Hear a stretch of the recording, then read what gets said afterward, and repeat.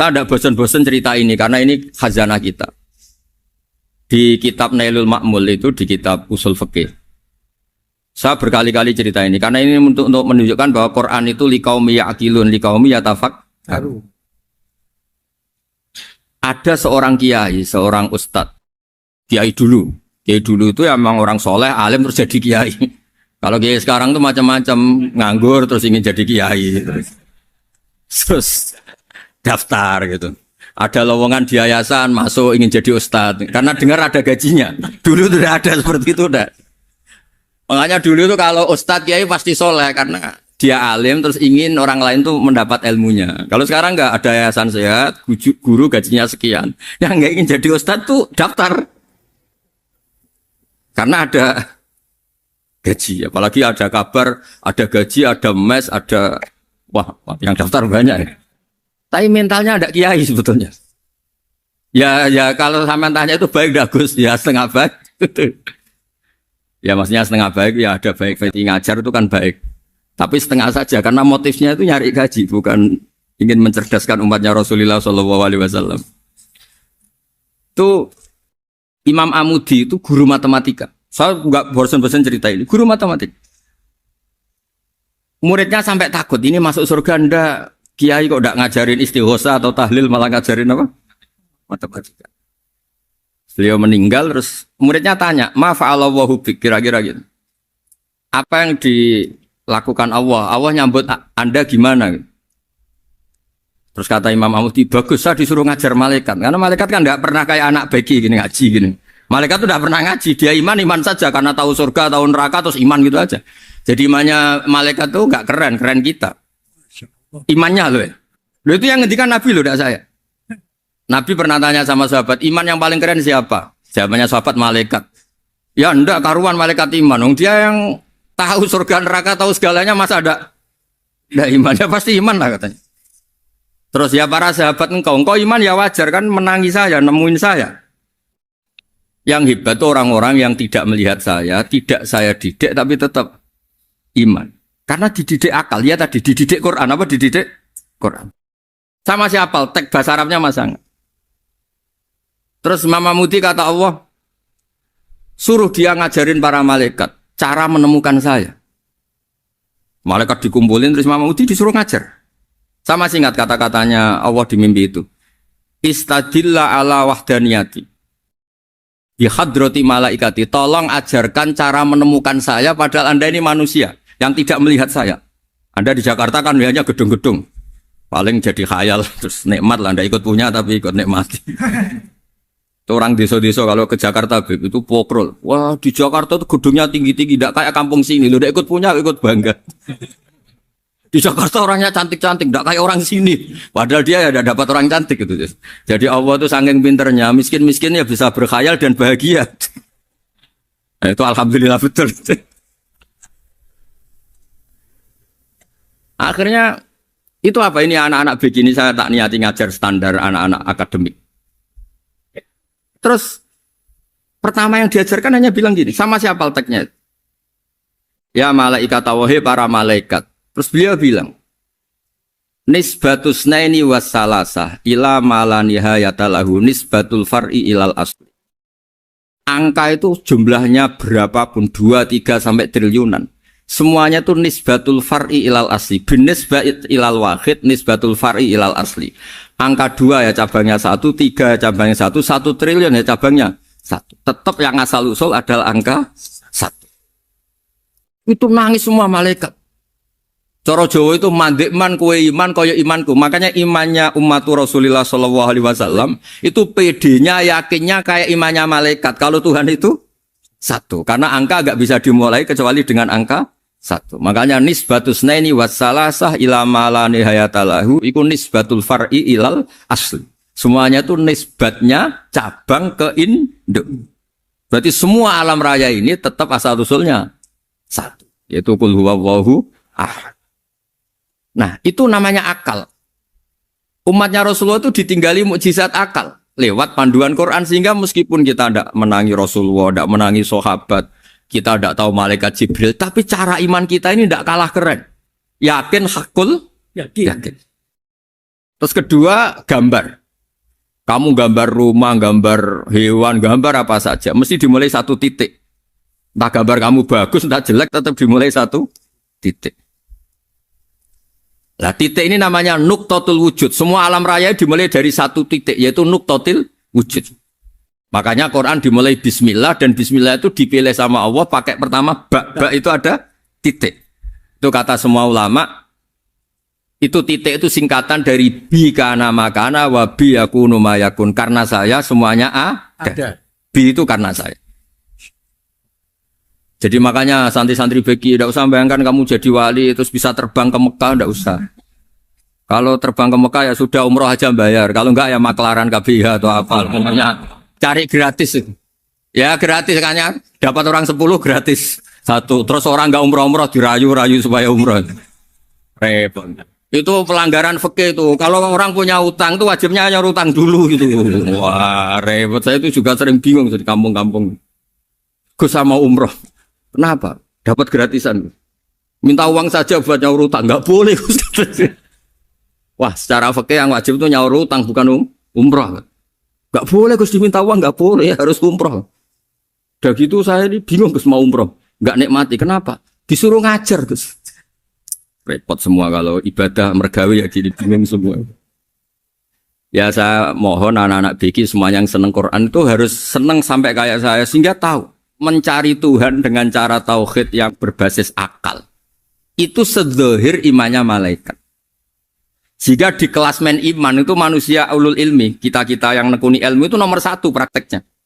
Karena nomor 1 itu Allah karuan kan syahidah wa, Allah kan enggak tertandingi syahidah wa annahu la ilaha illallah. Terus wal malaikatu, malaikat kan karuan karena langsung menyaksikan surga. Dan ketiga apa? Wa ulul ilm. Berarti prakteknya kan nomor 1. Kalau kompetitornya semuanya manusia, ulul ilmi nomor berapa? 1 kan? Nah nomor 3 kan dari Allah, malaikat, ulul ilm. Berarti kalau kompetisinya antar manusia nomor berapa? 1 kan? Nah kenapa ulul ilmi di nomor 3 kan tapi dari Allah, malaikat, ulul. Kerennya kayak apa? Karena cara iman ulul ilmi itu enggak ada ragunya sama sekali. Kamu ragu enggak kalau 2 itu cabang dari 1, asalnya 1? Enggak pernah ragu kan? Semua gambar seruat apapun dimulai dari 1 titik, ragu enggak? Enggak kan?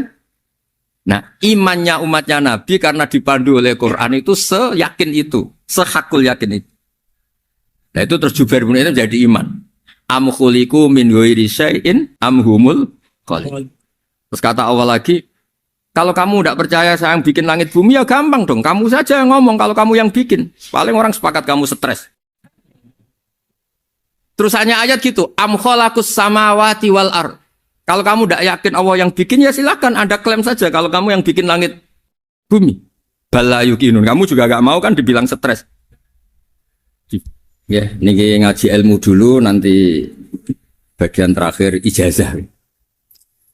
Bismillahirrahmanirrahim. Ini riwayatul Bukhari. Haddatsana Abdullah bin Yusuf, haddatsana Les, haddatsana Sa'id al-Maqburi an Nabi Hurairah radhiyallahu anhu qala Nabi sallallahu alaihi wasallam.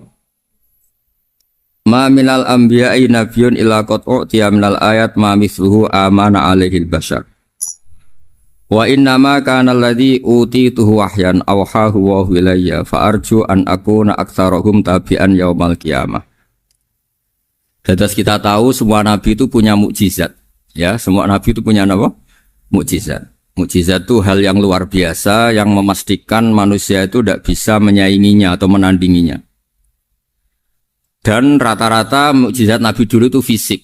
Misalnya ontanya Nabi Soleh itu kan onta tapi keluar dari batu, itu kan aneh. Aneh sekali. Atau tongkat Nabi Musa bisa simsalabim mengeringkan laut apa? Merah. Semua Nabi itu punya mukjizat dan semuanya berbentuk fisik. Kecuali mukjizatul Rasulullah Shallallahu Alaihi Wasallam itu berupa Al-Quran. Al-Quran itu konsep ilmiah.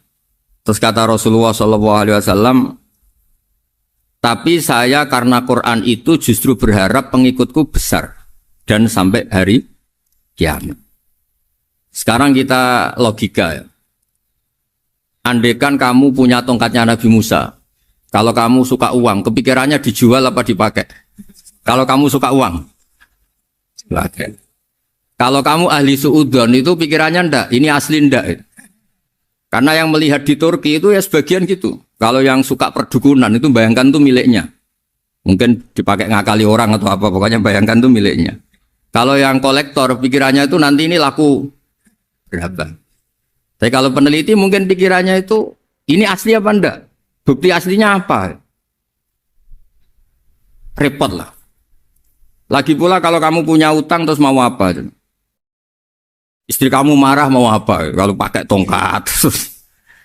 Nah, beda dengan mukjizatnya Quran itu semuanya apa? Ilmiah. Orang yang sedang harmonis dengan istri bisa pakai ayat di antara ayat-ayat Allah itu apa? Wa ja'ala bainakum mawaddatan warahmah. Nanti kalau ditakdir cerai, saya tidak menyarankan cerai. Kalau ditakdir cerai, itu masih dimotivasi sama Allah wa iyyatafarraqa yughnillahu kullam min sa'ati. Jika suami istri itu cerai, jangan-jangan suaminya dapat istri lebih baik, istrinya nanti dapat suami lebih baik. Jadi yang masa lalunya ada keprahara. Kan banyak orang suaminya meninggal ketika nikah lagi ditanya, kangen sama suami pertama, alhamdulillah ini lebih baik. Padahal suaminya yang meninggal itu berharap istrinya ini kangen, ternyata dia sudah syukur dapat suami yang lebih baik. Jadi Quran itu menunggui kita ila yaumil qiyamah. Kita tidak bunuh diri, itu ya barokahnya Quran. Karena problem apapun kita dinasihati apa sabar, apa dinasihati sabar. Kan nggak mungkin kamu pegang tongkatnya Nabi Musa, punya masalah apa saja ngelihat tongkat, bisa apa tongkat. Tapi kalau Quran kan nasihat, solusi. Makanya Nabi berharap dengan Quran ini, saya berharap pengaruh saya, pengikut saya terbanyak ila yaumil qiyamah. Terus beliau dikomentari begini sama, ini Fathul Bari, sarahnya Bukhari. Al-muradu anna mu'jizatil anbiya inqaradat binqiradi a'sorihim. Falam yusyahidha illa man hadaraha. Problem mukjizat nabi-nabi dulu itu kan fisik. Sehingga yang tahu kalau Nabi Soleh punya unta yang ajaib, itu yang tahu ya hanya yang hadir saat itu. Yang tahu kalau tongkat Nabi Musa bertuah, itu juga yang tahu hanya yang hadir saat itu. Selebihnya tahu tongkat ya di museum. Tapi kalau Quran menjadi solusi, menjadi panduan, menjadi pegangan itu ila yaumil qiyamah. Kita beri contoh ya Quran panduan yang paling gampang misalnya begini. Dulu ini cerita ya. Dulu itu ada orang kafir cerdas namanya Jubair bin Mut'im. Itu saking pinternya dia, pinter juga tokoh. Itu sebagai delegasi pembebasan Asra Badrin. Jadi tawanan-tawanan perang Badar itu mulai dulu ya ada negosiasi mau dibebaskan. Terus orang-orang kafir ini menugaskan namanya Jubair bin siapa? Mut'im. Ini ada di Bukhari. Karena ini ngaji di Jakarta. Kalau orang nggak tahu hadis juga tanya ini sahih enggak gitu. Wong nggak tahu kok tanya itu aneh. Padahal kalau dibodoni itu ya nggak tahu. Tapi ya tetap tanya, hadisnya ini sahih enggak? Ini kata kiai apa kata nabi ini ya ribet. Memangnya kata nabi kamu dengar kan ya lewat kiai. Emang. Setelah itu Jubair itu datang ke Medina. Dengerin, datang ke mana? Medina. Kemudian dengar Nabi baca Wattur pas sholat maghrib. Jubair karena Nabi dulu gak ada hotel, gak ada pondok ya. Pondoknya Nabi hanya sufah itu. Nabi baca maghrib, bukan diskusi, bukan debat, baca Wattur wa kitabim mastur firrokim mansur wal baitil ma'mur wasaqufil marfu wal bakhril masjur terus. Kemudian sampai pada titik ayat am khuliqu min ghairi syai'in. Masa manusia atau alam raya yang maujudat, yang nyata, yang wujud nyata. Kemudian asal usulnya itu ketiadaan. Ini kan hadhil alam maujud, alam ini kan nyata. Masa sesuatu yang nyata penciptanya itu tidak nyata. Jadi nggak mungkin ada faham nihilisme. Kalau faham nihilisme berarti melahirkan teori begini. Al-adamu yakhluqu maujudan, sesuatu yang tidak ada menciptakan yang itu kan akal nggak bisa menerima. Kalau sesuatu ini ada, penciptanya pasti ada. Terus akhirnya Jubair bin Mut'im itu simpuh di depan Rasulullah terus bilang, ya Muhammad kada qalbi ayatir, hampir saja hati saya terbang. Kalau riwayatnya Imam Ahmad, faka'anna masudi akal bihati, saya dihancur. Semua teori yang saya bawa untuk ngelawan kamu, sekarang luluh semua, hancur semua. Yang benar adalah teori Anda, bahwa Tuhan itu satu, dan Tuhan itu ada sebelum semua makhluk. Coba kalau Nabi Muhammad ada Jubair bin Mut'im terus menyembunyikan tongkat dekat mihrab, terus dilihat ini apa, paling pikirannya ini dari kayu apa, terus yang bentuk tongkat itu tukang pemahatnya siapa? Kok kurang keren kalau di Blitar gimana ya? Kan malah panjang. Kira-kira kalau mukjizat itu dari tongkat itu malah panjang. Panjang lah pokoknya panjang. Lagi pula kamu coba kan nggak ngarah mandi, itu yang mandi kan nabinya bukan tongkatnya. Coba tongkatnya Nabi Musa coba anak-anak beki itu. Dipakai mukul kucing aja tidak mesti mati itu. Jadi nggak jelas mukjizat-mukjizat seperti itu nggak. Tapi kalau Quran menunggui sampai saking hebatnya Quran, teori rasionalitas, soal kampanye di mana-mana. Tingkat validitas, tingkat kebenaran Quran. Itu bahkan bisa diuji tanpa membuktikan. Tanpa apa? Cukup pakai akal. Ya, terus saya teruskan. Fala yamurru terus al-murad anna mu'jizatil anbiya in qaradat bin qidari asaim wa mu'jizatul Qur'an mustamirratun ila yaumil qiyamah. Wa kharquhu lil adat fi uslubihi wa balaghatihi wa ikhbarihi bil maghibat. Terus kata ini yang ngarang Fathul Bari sarahnya Imam Bukhari. Fala yamurru asrun minal a'sar illa wa yadharu fihi syai'un mimma akhbaru bi annahu sayakun yadullu ala sihhati da'wahu. Wa hadza aqwal muhtamilat. Wa takmiluhu fil ladzi ba'da. Wa qilan ya. Anal al-makna anal mu'jizat al-madiyah kanat khissiyatan tusyahadu bil absar kana qati Shalih wa asa Musa. Mukjizatnya nabi-nabi dulu itu hanya penyembuh, hanya pelengkap, hanya nuruti keinginan mata. Seperti dahsyatnya apa? Laut Merah di sebelah apa dipukul sama tongkatnya Nabi siapa? Itu semuanya itu hanya memanjakan mata. Urusan mata. Terus wow itu. Tapi kalau mukjizatnya Nabi Muhammad itu berdasar akal. Maksudnya berdasar akal nih dengerin ya. Dengerin betul. Ketika Laut Merah terus tersibak kan wow itu keren kan? Terus kita bilang menyimpulkan, wah kita tidak akan mampu. Itu bodoh sekali kesimpulan kita tidak akan mampu. Meskipun bikin nyamuk Anda juga tidak mampu. Loh untuk memutuskan tidak mampu saja kok sampai pertunjukan seperti itu tuh laopo, cek goblok gitu. Nah kalau kita karena umat yang pinter untuk memaksa kita nggak mampu, Allah bilang Inna wa la yastahi ayadriba mathalam ma ba'ud. Kita melihat nyamuk langsung berkesimpulan tidak mampu. Saya berkali-kali cerita nyamuk itu sudah kecil, masih punya urat, uratnya kayak apa? Masih punya kuman, kumannya seberapa? Ya enggak? Nyamuk itu kecil, punya organ tubuhnya punya urat. Itu kalau kamu pinter, antara tongkatnya Nabi Musa menyibak Laut Merah sama nyamuk itu sama-sama berkesimpulan melahirkan satu faham bahwa kita tidak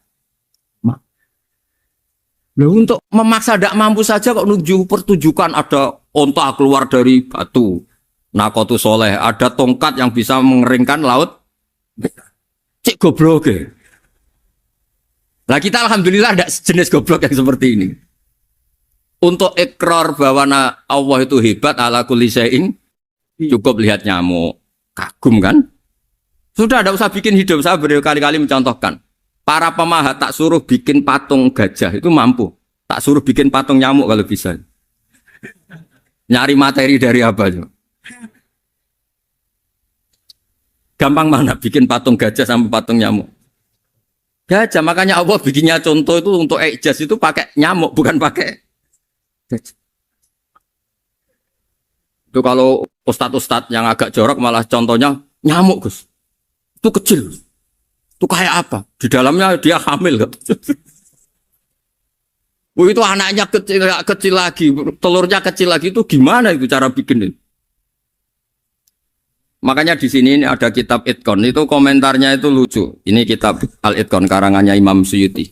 Ini persis komentar saya tadi ya. Kata Imam Suyuti, pengarang kitab Itqan, wa ya imma khissiyah wa imma aqliyah. Jadi mukjizat itu ada yang fisik, bisa dilihat indra, panca indra bisa dilihat akal. Wa aktsaru mu'jizati Bani Israil kanat khissiyah li baladatihim. Balada itu goblok. Wakil lati basairihim. Dasar wong goblok. Mukjizat kok ngenteni sing wow. Maksudnya dasar wong untuk ngakui Allah hebat saja kok nunggu halal yang seperti itu. Paham ya? Mergo likil lati napa aklihim. Wa aksaru mu'jizati hadil ummah aqliyatun li farati dzakaihim wa kamali afwahihim. Dan mukjizatnya umat ini semuanya berdasar akal karena sudah cerdas. Jadi andaikan kita melihat tongkatnya Nabi Musa menyibak Laut Merah dengan melihat nyamuk, kesimpulan kita sama. Sama-sama wow, sama-sama keren, sama-sama memastikan kita tidak mampu.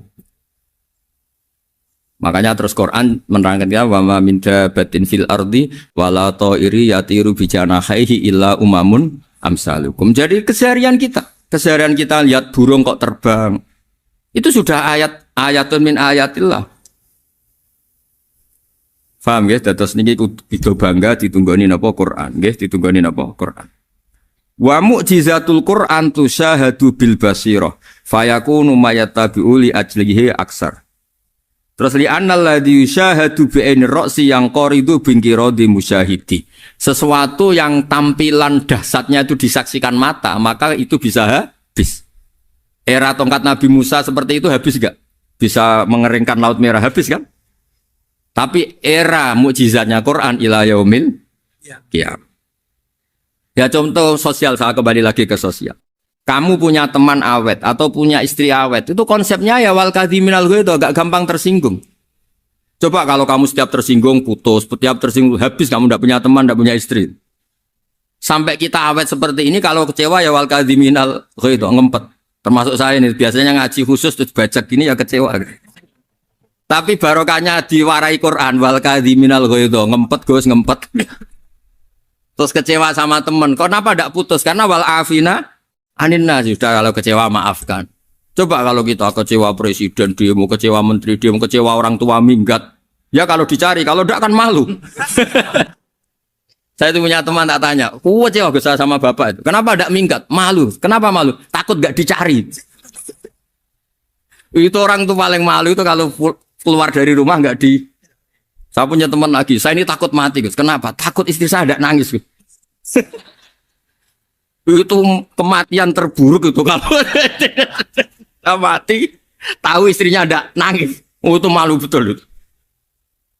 Makanya jangan mati, pokoknya pastikan orang sekeliling ada nangis itu baru berani mati, kalau enggak jangan. Ya jadi mukjizatnya Nabi itu luar biasa. Nah ini terus saya teruskan ya, makanya mukjizat terbesarnya Nabi adalah Al-Quran. Karena Al-Quran itu cerita tentang hukum-hukum akal, cerita tentang logika-logika peradaban. Misalnya logika peradaban, contoh paling gampang. Di Quran itu ada sekian ayat yang Allah cerita peradaban. Misalnya wa ahsinu innallaha yuhibbul muhsinin. Itu dikutip, terus kemudian disimpulkan dalam peradaban. Kata Sayyidina Ali karramallahu wajhah, ngendikannya gampang. Ahsin man syi'ta takun amirah. Kamu berbuat baik saja sama seseorang, maka otomatis kamu akan jadi pemimpinnya. Ada orang nggak tamat SD, nggak tamat papa, gobloknya minta ampun. Tapi karena gaji seorang pakar, oh kamu tak gaji 1 bulan 1 miliar, perusahaan saya jadikan besar. Itu dikongkan ngalor ngidul ya nurut. Hanya karena dia ihsan.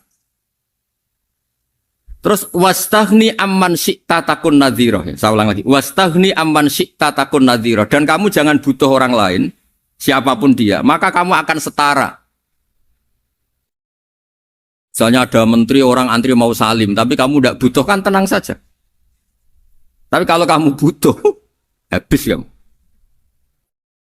Ya kan? Kamu tidak butuh seseorang, maka kamu posisinya akan setara. Kamu harus sopan karena punya utang jasa. Kalau nggak punya apa-apa kan setar. Ya enggak?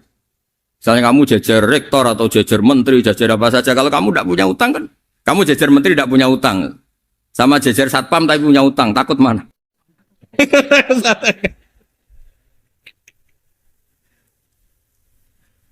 Kalau butuh itu mesti kalah kan? Ada pejabat misalnya nggak begitu cantik sama perempuan cantik yang kamu butuh ingin dicintai, takut mak. Padahal gak jelas orang ini pangkatnya apa, gak jelas.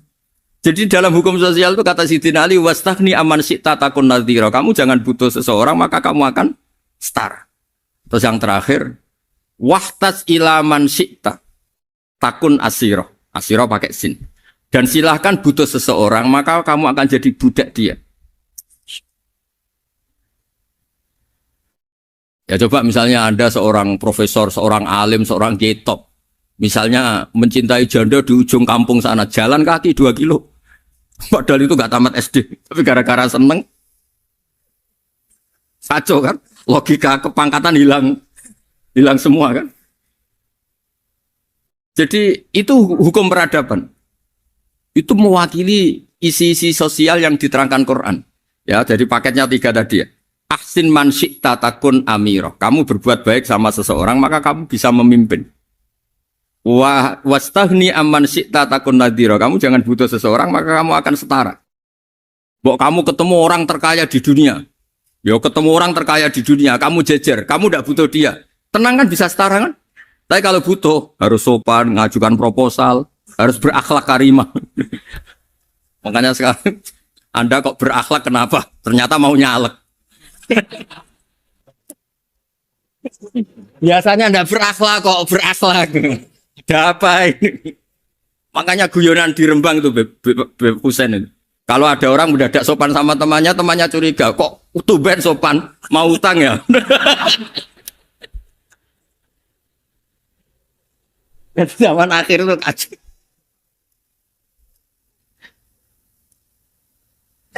Ya di semua daerah gitu ya sama Pak Rektor ya.